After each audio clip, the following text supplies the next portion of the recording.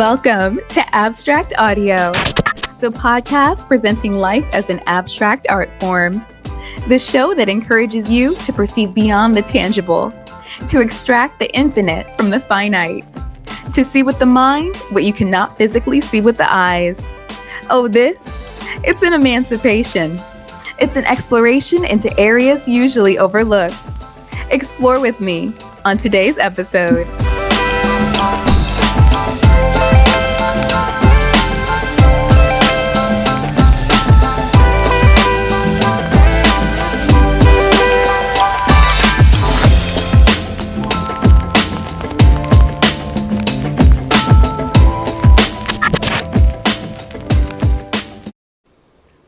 Well, if it isn't the people of the pod, my little pod people. Back again for some harsh questions and unique perspectives, are you?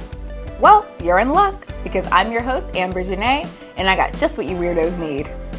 So consider this your daily dose of vitamin A. Of course, that A stands for Abstract Audio, and this is Season 2, Episode 6. Wow, only Episode 6?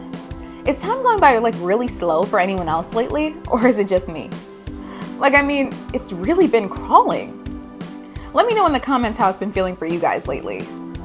Speaking of, in the latest episode of our pod, we put the idea of ignorance and bliss under a microscope. Really picked it apart and decided what we liked and disliked about it.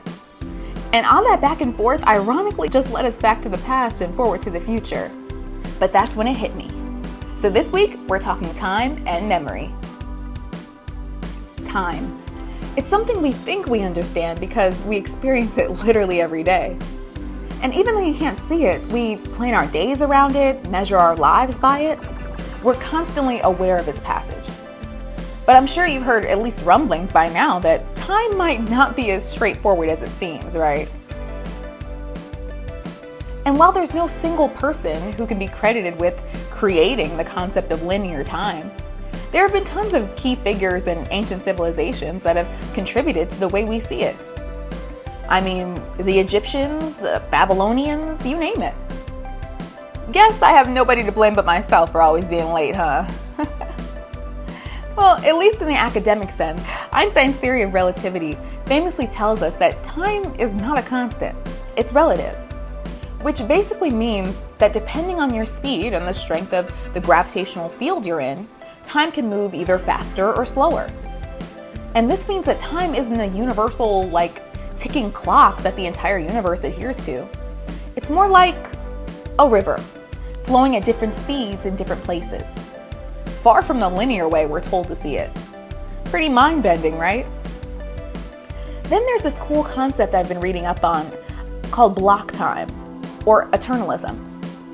I've been looking into it recently, and it basically just presents the idea that past, present, and future events are all equally real, equally likely, and most likely happening all at the same time.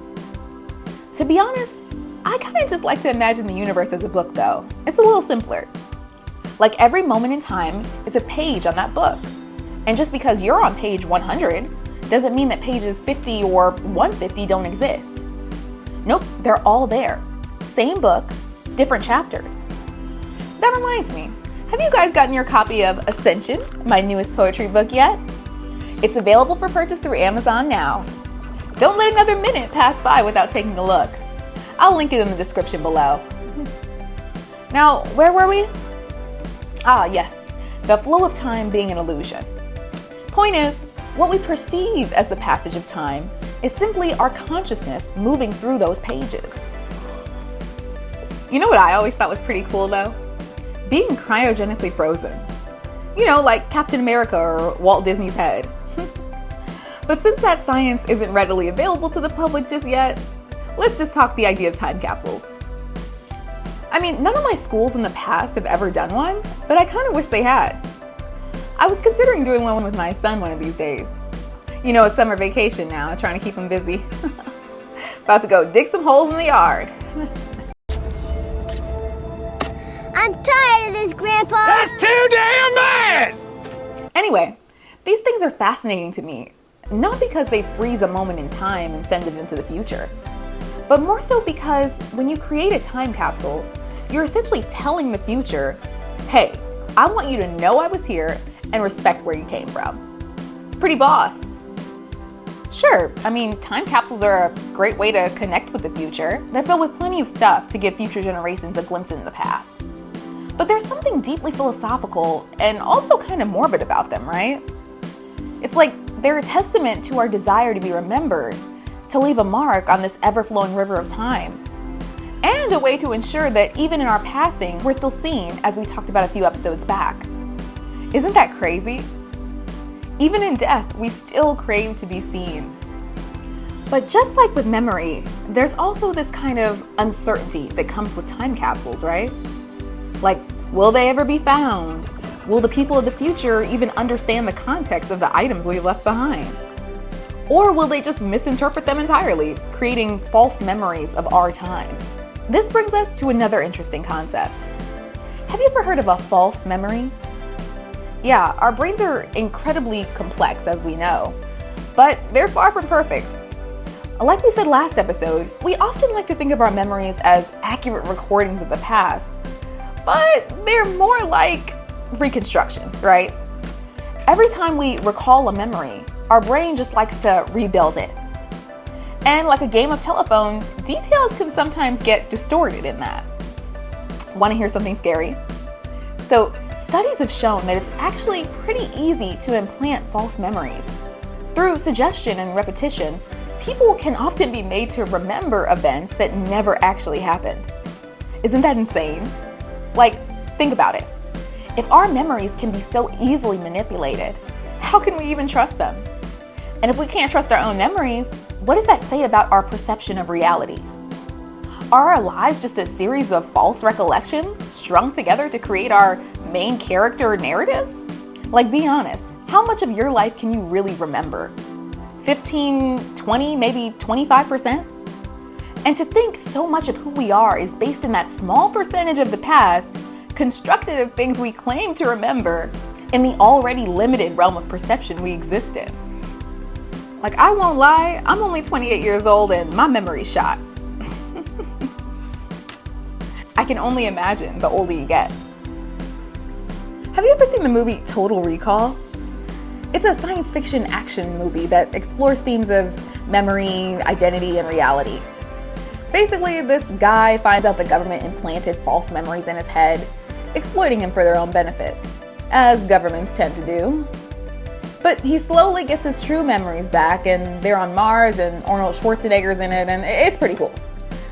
But imagine actually being able to remember every single detail of your life perfectly. That's Total Recall. And at first glance, it sounds amazing, right? I mean, no more lost keys or remote, no more forgetting important dates or to do your taxes.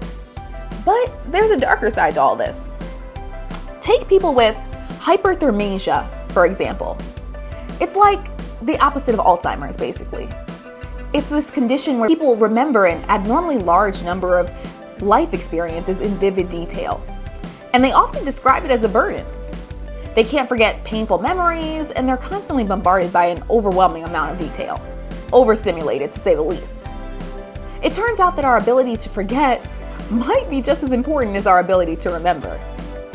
I mean, I guess when you think about it, forgetting does allow us to move on, heal, and live in the present without being constantly haunted by the past. Speaking of the past, there is one more concept I wanted to run through with you guys today. It's one you might know pretty well, or at least have heard of it. Yep, we're talking the Mandela effect. It's a phenomenon where a large group of people remember something totally differently than how it actually happened. And I'm sure you guys know, but it's named after Nelson Mandela, because a lot of people falsely remembered him dying in prison in the 80s, even though he was actually released and went on to become the president of South Africa. The Mandela effect is just one of those things that raises so many questions about memory and reality. Like, how can so many people remember the same thing incorrectly? Some people just think it's a form of collective false memory, while others, like myself, believe it's proof of like alternate realities and parallel universes. What do you guys think? Is it the CERN collider acting up or something else entirely? Regardless of the explanation, the Mandela effect proves one thing for sure and two things for certain. the flexibility of memory, and the power of suggestion. It proves that our collective memories are just as easy to distort or change as our individual ones, however unsettling that fact may be. Now, we may not be able to actually time travel just yet, but is memory just a form of time travel? I mean, it sounds kind of silly, but in a sense, it kind of is, right? When we remember a past event, our mind transports us to that moment. And y'all know what I'm talking about. It's almost like we can see, hear, and feel the past as if it was happening right now. I mean, it's not physical time travel, but it's a journey through time nonetheless. But there's got to be more to it. And I mean, since our memories can be so flawed, doing this and looking back too often might be more dangerous than real time travel itself.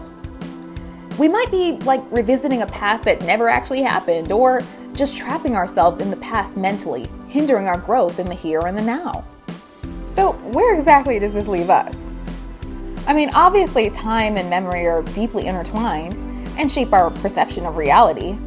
They're both fluid, subject to distortion and interpretation. And based on this, our understanding of time might be an illusion, and our memories might be unreliable. But together they form this kind of weird story of our lives that it's hard as hell to separate from. But if we've come to any conclusion here today, it's how can it really be us when everything we base the concept of us from is not as it seems? Truth is, most times it's just the ego. We need to find out as a people who we are in the now, because none of that past shit really even matters. I mean, not for nothing, and so it doesn't seem like I just wasted 15 to 20 minutes of your time here. Our memories do shape that false sense of reality and influence a lot of our decisions. And sure, they allow us to learn from the past and plan for the future. And I'm not diminishing the fact that our ability to remember is a crucial part of our existence as human beings. All I'm saying is that the nature of time is way more complex than it appears. And so are we. As a matter of fact, we're so complex as a society that sometimes we overcomplicate stuff. I know I do. I actually took a poll a few weeks back asking if knowledge required observation. A lot of you guys said yes. But that would mean that memories are essential for knowledge. And to me, that's just not always the case, especially given everything we've talked about here today. But hey, at the very least, I hope it's given you something to think about. I hope none of this keeps you up at night like it does for me. And I hope you follow us on all the socials and subscribe to us on YouTube. But what I really want is for us to all keep questioning, keep exploring, and remember, always appreciate the abstract in your life.